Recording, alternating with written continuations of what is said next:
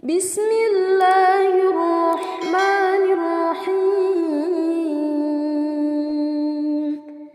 Firman Allah Azza wa Jal, walau anna ahlal qura amanu wattaqaw lafatahna alaihim barakatin minas sama'i wal ard walakin kadzdzab. Andai kata penduduk negeri itu beriman dan bertakwa, niscaya Allah akan bukakan pintu berkah. Beriman dan bertakwa, berkah, rizkinya bermanfaat. Kalau antum melihat ada orang kaya, Ustaz, kaya raya, sholat gak pernah, ke masjid Jumatan enggak, maksiat kerjaannya, ya kita melihat, tapi rizkinya kok banyak. Nah, berkah dicabut dari dia. Banyak rizkinya tapi tidak dapat menikmati uang yang dia miliki. Antum tahu banyak mobil-mobil bagus yang naiki siapa?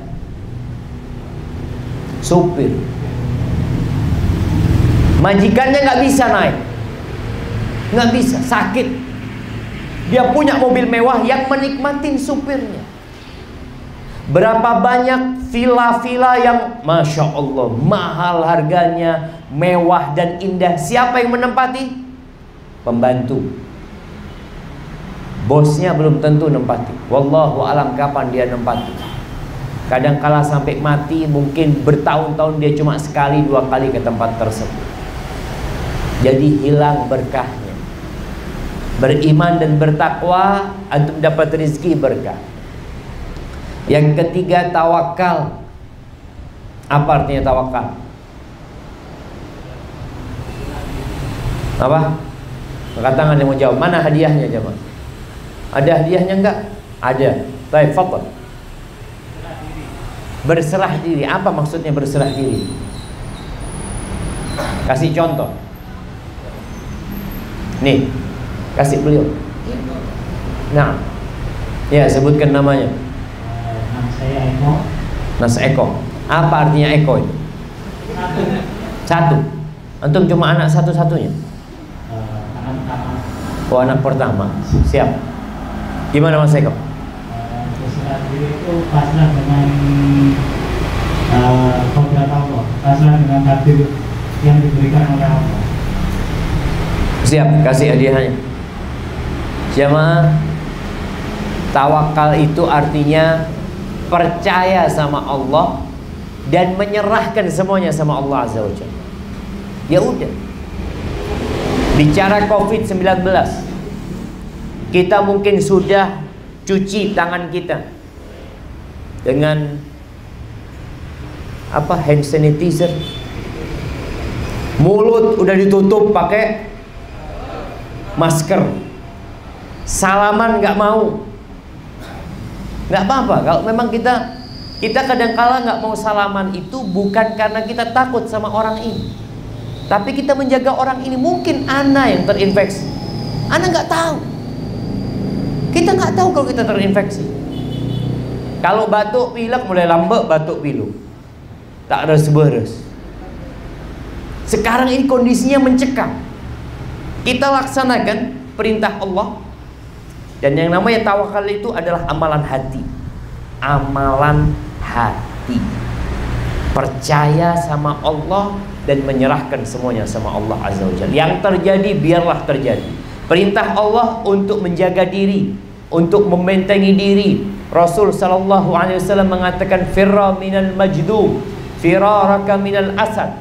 Larilah engkau dari orang yang berpenyakit, yang terinfeksi dengan ya dulu penyakit yang putus-putus itu apa namanya? Kusta. Engkau lari kalau ada orang seperti itu, sebagaimana engkau lari dari singa. Ini bukan bertentangan dengan tawakal. Oh, kalau gitu engkau nggak tawakal. Tawakal itu amalan hati. Yakin sama Allah dan menyerahkan semuanya sama Allah. Sehingga ketika terjadi sesuatu nggak ada yang perlu kita salahkan. Khalas, qadarullah wa ma syaa fa'al. Udah takdirnya Allah. Kita udah berhati-hati. Antum lihat dokter yang ngerawat orang kena COVID-19, sebagian mati. Padahal jangan ditanya, dia sudah memakai pakaian yang standar, pakai kos tangan, ya pakai penutup wajah semuanya, tapi mati. Apa yang mau dilakukan? Tawakal. Begitu pula dalam mencari rizki. Antum jangan pernah bersandar kepada kepandaian antum. Anak pinter, anak kuat, anak ahli. Sebagian orang Masya Allah, dia mengatakan, ya Allah Ustaz, anak kalau masak zen, buka warung, tak payu. Jangan bersandar sama kepandaianmu, karena rizki itu tidak ikut kepandaian dan kepinteran. Bukan berarti orang yang pinter dan cerdas rizkinya lebih banyak daripada orang yang bodoh. Ada orang nggak bisa baca, nggak bisa nulis, kaya raya. Ada yang S2, S3, kerja sama dia. Ini nggak bisa baca, nggak bisa nulis, bos. Maka jangan pernah bersandar kepada kepandaian kita, kepada kekuatan kita, tapi bersandar sama Allah Azza wa Jalla. Baik, yang keempat adalah at-tafarrugh li ibadatillah. Konsentrasi ibadah sama Allah. Artinya hati kita kosongkan hanya untuk Allah. Bukan berarti nggak kerja. Antum bekerja pun untuk Allah. Ikrar kita, inna sholati wa nusuki wa mahyaya wa mamati lillahi rabbil alamin. Sesungguhnya sholatku, sesembelihanku, hidup dan matiku untuk Allah.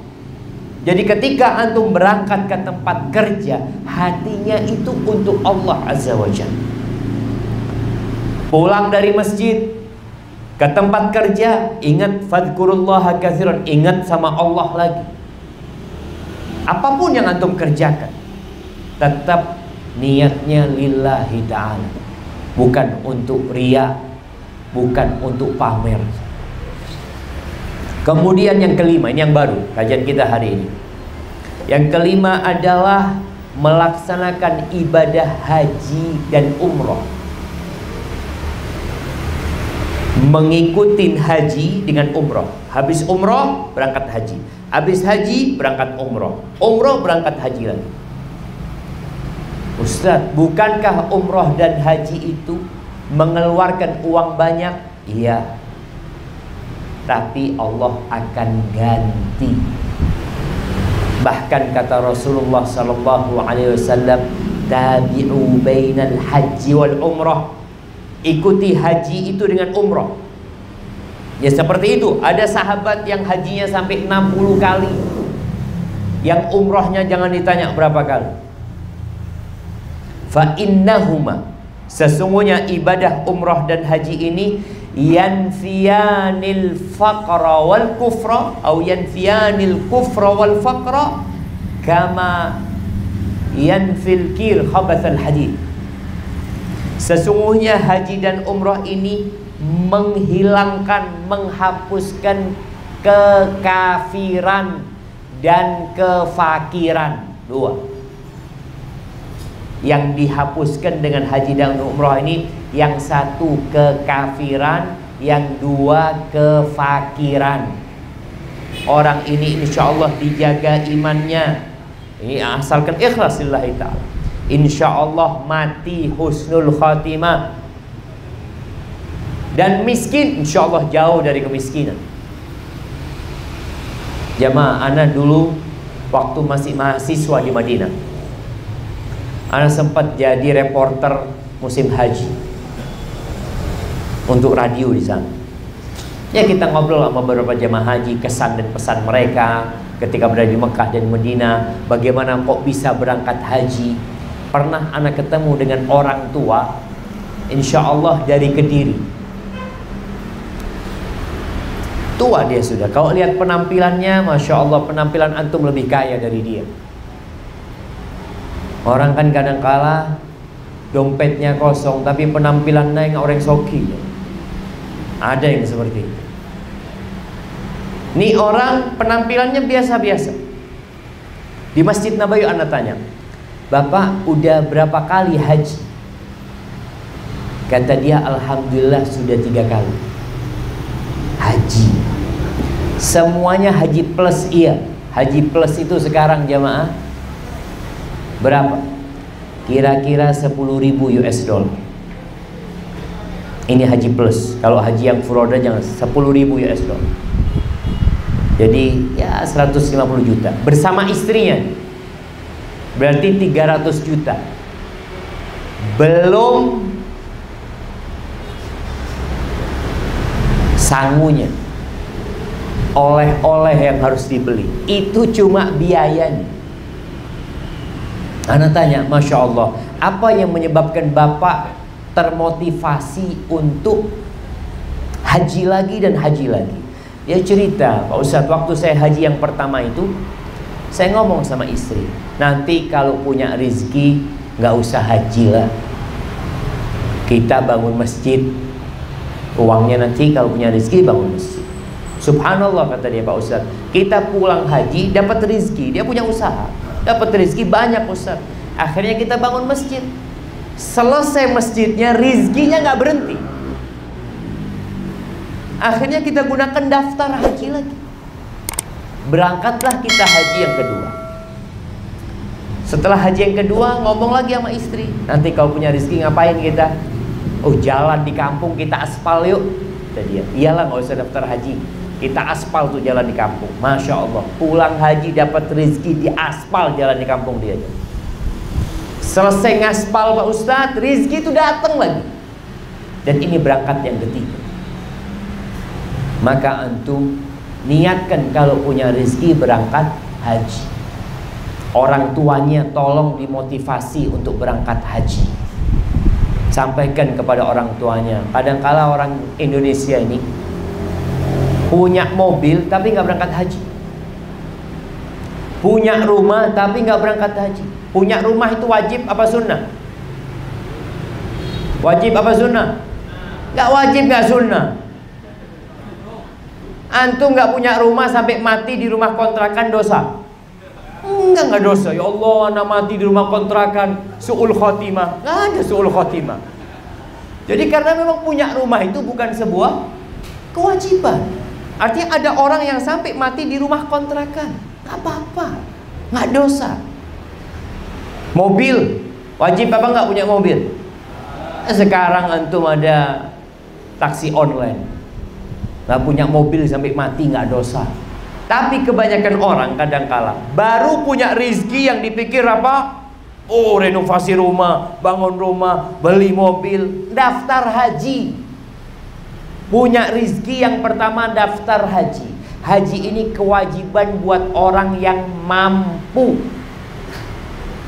Mampu itu gimana Pak Ustadz? Mampu itu punya bekal dan punya kendaraan. Jadi para ulama dulu ngomongnya kalau bicara istitoah itu azadu warrahilah, bekal dan kendaraan. Jadi wajib. Kalau antum punya bekal dan punya kendaraan, karena dulu berangkatnya pakai onta, kalau sekarang alhamdulillah pakai pesawat. Jadi ketika seorang muslim punya kemampuan, apa kemampuannya tadi? Alhamdulillah Pak Ustadz, apalagi dapat warisan. Ini anak-anak kadang-kadang kalau ngelihat bapaknya sakit-sakitan, ya Allah, kok tidak mati ya bapak. Kenapa? Karena dipikir warisan. Warisan itu uang nemu. Kalau dapat warisan, daftar haji. Yang pertama dilakukan daftar haji. Daftar haji sekarang berangkatnya kapan jemaah? Kalau antum umurnya 40 tahun, daftar berangkat kapan? Wallahu a'lam. Antum mungkin sudah mati, mungkin sudah pakai kursi roda, wallahu a'lam. Maka tolong sampaikan ke orang tua kita. Antum jangan ngerepotin yang minta motor, minta ini itu. Orang tua punya rezeki, ayah daftar haji ayah. Sekarang daftar haji itu berapa? 25 juta? Kalau nggak salah 25 juta itu dapat kuota. Nanti pelunasannya itu ketika waktu setahun sebelum berangkat atau pada tahun keberangkatan. Ikuti, jangan takut miskin. Kenapa? Karena dijamin. Kata Nabi SAW, fa innahuma yanfiyanil kufra wal faqr. Ini bicara haji.